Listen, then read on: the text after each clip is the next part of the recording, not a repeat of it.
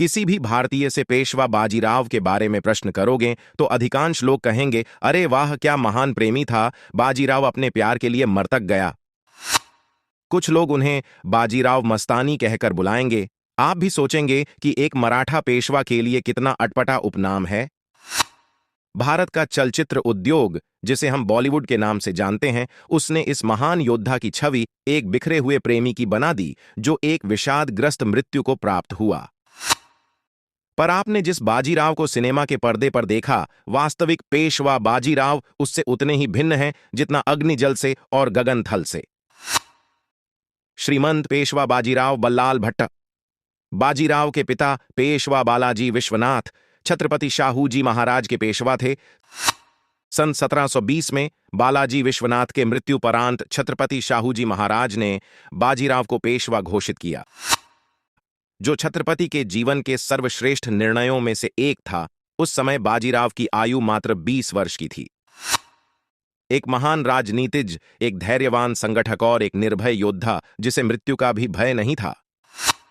एक अपराजित हिंदू सेनानी सम्राट जिसने अपने कुशल नेतृत्व एवं रणकौशल के बल पर मराठा साम्राज्य का विस्तार किया।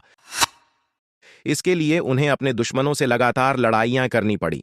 अपनी वीरता, नेतृत्व क्षमता व युद्ध कौशल योजना द्वारा यह महान वीर हर लड़ाई को जीतता गया। बाजीराव के पास अपने शत्रुओं की मनःस्थिति जानने की एक अद्भुत कला थी। सन 1728 पालखेड़ युद्ध में पेशवा बाजीराव ने डेक्कन के दगाबाज निजाम वायसराय उल मुल्क असफजाह प्रथम के साम्राज्य के हृदय पर ही कुठाराघात करना आरंभ किया। अपने दंड के साथ यम की तरह शोभायमान बाजीराव ने जालना से लेकर विदर्भ तक निजाम के साम्राज्य को वैसे तहस नहस कर दिया जैसे कोई दावानल वन को जलाकर भस्म कर देता है। डेक्कन की राजधानी औरंगाबाद पे अधिपत्य स्थापित कर लिया। मुगलों के वायसराय ने आत्मसमर्पण कर दिया और साथ ही उसने मराठा साम्राज्य को डेक्कन क्षेत्र में कर वसूलने का अधिकार भी दिया। बाजीराव ने कई लड़ाइयां लड़ी और सब में विजय प्राप्त की, जिसका वर्णन आपको ऑनलाइन मिल जाएगा। कुछ मुख्य लड़ाइयां। सन 1723 सागरखेड़ा निजाम उल मुल्क असफजाह प्रथम की मदद की मुगलों के खिलाफ। सन 1724 मालवा तथा कर्नाटक पर प्रभुत्व स्थापित किया। सन 1729 बुंदेलखंड मोहम्मद खां बंगश को परास्त किया। सन 1737 भोपाल फिर से निजाम उल मुल्क असफजाह प्रथम और मुगल सेना को परास्त किया। पेशवा का दिल्ली अभियान। दिल्ली अभियान।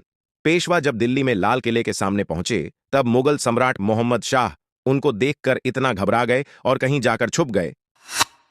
मुगल साम्राज्य की चारों ओर खूब निंदा हुई और पराजय के बाद मालवा का मराठा साम्राज्य में विलय हो गया और मुगलों को क्षतिपूर्ति के लिए 50 लाख रुपए भी देने पड़े। और निजाम ने अपने धार्मिक पुस्तक पे हाथ रखकर कसम खाई, वो अब जीवन भर शांति समझौते का उल्लंघन नहीं करेंगे।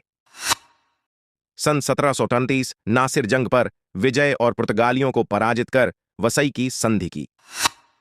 घोड़े पर बैठकर श्रीमंत बाजीराव के भाले की फेंक इतनी जबरदस्त होती थी कि सामने वाला घुड़सवार अपने घोड़े सहित घायल हो जाता था। भाला चलाना, बनेठी घुमाना, बंदूक चलाना उनके बाएं हाथ का खेल था। महान घुड़सवार सेनापति जिन्होंने कभी भी अपने जीवन में युद्ध नहीं हारा। श्रीमंत बाजीराव पेशवा ने उत्तर भारत से लेकर दक्षिण भारत तक ऐसी विजय पताका फहराई कि चारों ओर उनके नाम का डंका बजने लगा। लोग उन्हें शिवाजी का अवतार मानने लगे। सन 28 अप्रैल 1740 खरगोन जिले की रावेर खेड़ियन में श्रीमंत बाजीराव की मृत्यु महज 29 वर्ष की आयु में तापघात से हुई। तब वे दिल्ली पे दूसरे आक्रमण की तैयारी कर रहे थे। नर्मदा नदी की सुरम्य घाट पे पूरे राजकीय सम्मान से उनका अंतिम संस्कार हुआ। बाजीराव और मस्तानी। सन 1729 मोहम्मद खान बंगश ने बुंदेलखंड पर धावा बोल रखा था। बुंदेलखंड के वृद्ध राजा छत्रसाल ने पेशवा से सहायता की विनती की। बंगश मुगलों की सेना में 52,000 सरदार था, जिनके नीचे 52,000 सशस्त्र लड़ाकों की सेना होती थी। बाजीराव ने बुंदेलखंड पहुंचने के लिए एक निर्जन जंगली रास्ते का प्रयोग किया और अचानक यमराज की भांति प्रकट हो गया। बंगश के हाथ पांव फूल गए। 3 महीने तक युद्ध हुआ और बंगश परास्त हुआ। बंगश ने आत्मसमर्पण किया और बुंदेलखंड पर कभी आंख न उठाने की संधि पर हस्ताक्षर भी किए।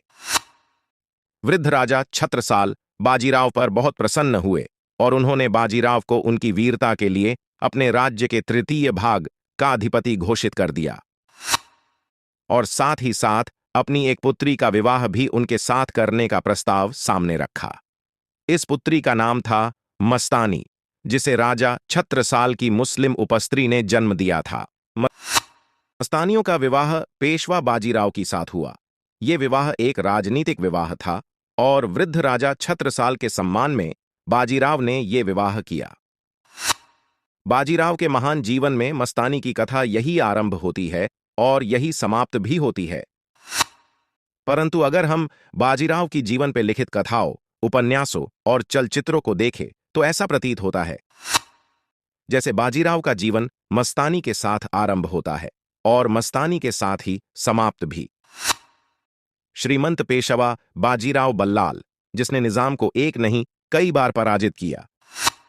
योद्धा, जिसने मुगलों की राजधानी को कंपायमान कर दिया और बिना किसी खरोच के सकुशल लौट कर आया। वो सेनानी जिसने जीवन पर्यंत कभी भी किसी भी युद्ध में पराजय का मुख नहीं देखा। बाजीराव सिर्फ एक कुशल सेनानी नहीं बल्कि भारत के इतिहास के सर्वश्रेष्ठ सेनानी हैं। ये वही व्यक्ति है जिसे साहित्य, कला और सिनेमा जगत के बुद्धिजीवियों ने एक निरुत्साह प्रेमी के रूप में सदा के लिए चित्रित कर दिया।